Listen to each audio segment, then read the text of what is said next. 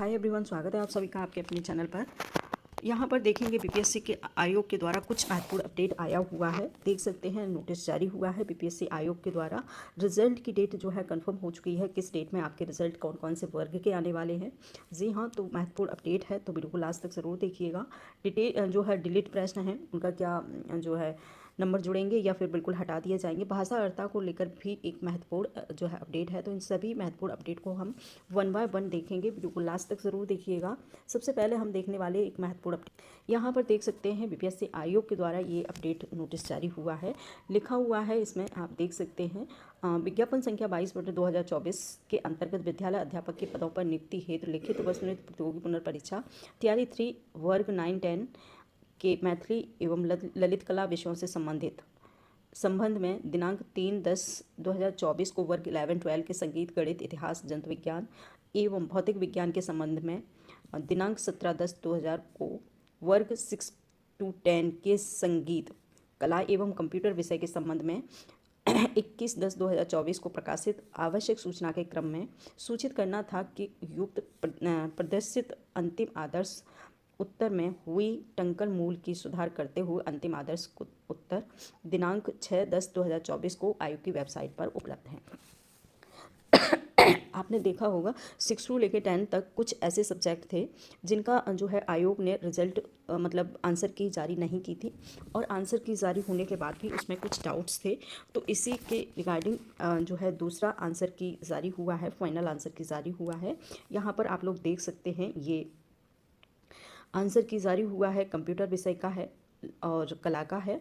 साथ ही यहाँ ऊपर देखेंगे जिसमें 11-12 के भी कुछ सब्जेक्ट हैं। इसमें है संगीत है, गणित है, इतिहास है, जंतु विज्ञान है, भौतिक विज्ञान है आदि। इन जो सब्जेक्ट हैं उनका आंसर की जो है जारी कर दिया गया है आयोग के द्वारा, और इसे आप चेकआउट कर सकते हैं। ठीक, अब बात ये हो रही है कि इसमें जो बहुत सारे जो सब्जेक्ट का आंसर की जारी हुआ है उसमें क्या हुआ है कि बहुत सारे प्रश्नों पर लोगों को डाउट है, बहुत सारे प्रश्न उसके डिलीट कर दिए गए हैं। लगभग सभी सब्जेक्ट के प्रश्नों के जो आंसर की हैं उन सभी में कुछ ना कुछ 3 या 4-5 नंबर का थोड़ा सा डिफरेंस आ रहा है, और उस डिफरेंस में उनके नंबर कुछ किसी के कम हो रहे हैं, किसी के बढ़ रहे हैं। क्योंकि डिफरेंस आ रहा है तो हो सकता है किसी के कम भी हुए होंगे, किसी के 1-2 मार्क्स बढ़ भी रहा है।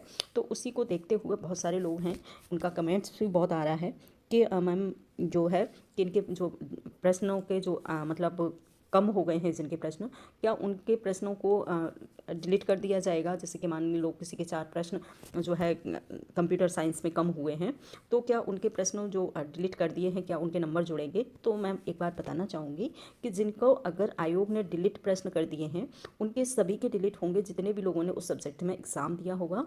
और अगर वो सभी के नंबर जो है अगर इंक्रीज़ हो रहे हैं तो सभी के इंक्रीज़ होंगे, ना कि किसी 1 या 2-4 के, वो सभी के ही होंगे। और सभी पर ये नियम लागू होगा, सभी के आधार पर। ठीक है, चाहे वो बढ़ने में अगर बढ़ाए हैं तो बढ़ने में सभी पर नियम लागू होगा। अगर आयोग के द्वारा वो प्रश्नों को डिलीट किया गया है तो उस पर भी सभी पर ये नियम सभी पर लागू होगा। ठीक है, तो जिन लोगों को प्रश्नों में थोड़ा सा डाउट है तो उनके लिए ये खास अपडेट था।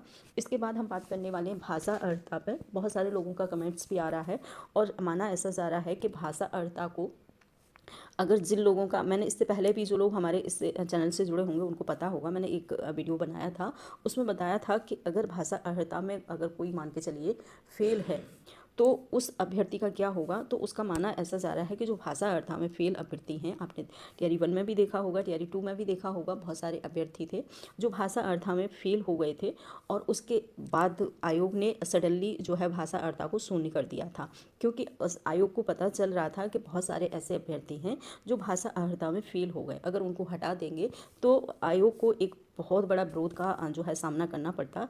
तो इसीलिए जो है आयोग ने सडनली रिजल्ट से पहले 1-2 दिन पहले ही ये नियम लागू कर दिया था कि भाषा अर्हता को शून्य कर दिया जाएगा। जी हाँ, तो वही अब टियरी 3 में नियम लागू होगा कि भाषा अर्हता को अब की बार शून्य नहीं किया जा रहा है, और भाषा अर्हता में पास होना सभी के लिए ज़रूरी है। जी हाँ, तो जिन लोगों ने अपना एग्ज़ाम दिया है तो उनके लिए बहुत बड़ा है ये जो है न्यूज़ है कि भाषा अर्हता में सभी को पास होना अनिवार्य है, चाहे वो किसी भी वर्ग के हों या फिर किसी भी मतलब श्रेणी के हों। ठीक है, तो सभी के लिए भाषा अर्ता जो है अनिवार्य है। साथ ही आपको ये पता चल गया होगा, यहाँ पर आप देख सकते हैं कि इन सब्जेक्ट की जो आंसर की जारी हुई है आप चेकआउट कर सकते हैं। जिनके नंबर कम हैं तो उनको भी हमने बता दिया है कि अगर किसी के नंबर कम हुए हैं आयोग के द्वारा तो वो सारा नियम सभी पर लागू होगा, अगर ज़्यादा हुए हैं तो उसके आधार पर सभी पर नियम लागू होगा। जी हाँ, इसके बाद हम बात करने वाले हैं DV वेरिफिकेशन के बारे में।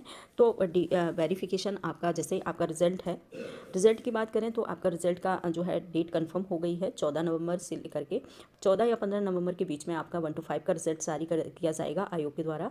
और उसके बाद 16 से लेकर 20 के बीच में आपका 6 to 8 का रिजल्ट जारी होगा। जी हाँ, उसके बाद आपका 11 12 यानी कि माध्यमिक का होगा, 9 10 11 12 का होगा। अभी जो है माध्यमिक के रोस्टर अभी आयोग को प्राप्त नहीं हुआ है, इसीलिए इसके रिजल्ट में हो सकती है देरी।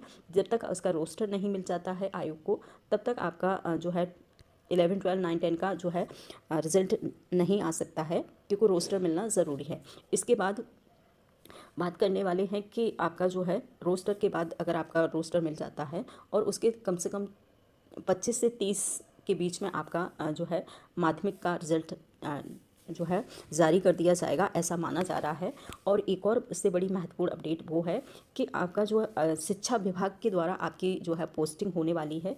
इसके बाद रिजल्ट सिर्फ BPSC के द्वारा होगा और रिजल्ट के बाद सारी की सारी जो लिस्ट है, ये डाटा है, वो सारा का सारा तैयारी का डाटा जो है शिक्षा विभाग को सौंप दिया जाएगा। और उसके बाद की जो प्रक्रिया है वो सारी प्रक्रिया शिक्षा विभाग के द्वारा होगी।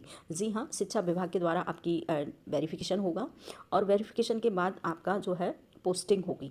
जी हाँ, तो ये महत्वपूर्ण अपडेट थी। ऐसे ही महत्वपूर्ण अपडेट को जानने के लिए चैनल को सब्सक्राइब एवं लाइक शेयर ज़रूर करा करें।